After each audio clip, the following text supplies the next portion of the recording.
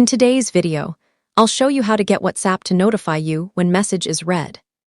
First, it's important to know that WhatsApp does not send a separate notification when someone reads your message. Instead, you can use the built-in read receipt indicators. Open WhatsApp and go to the chat containing the message you want to check. Next, press and hold the message. Then tap the three-dot menu in the top right corner and select Info. On the Message Info screen, you'll see whether the message has been delivered and read.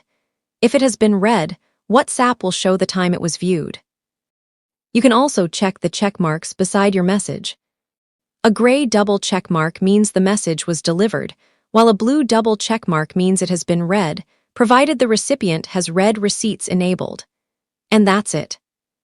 That's how you can check when your WhatsApp message has been read. If you found this video helpful, don't forget to like, subscribe, and leave a comment below.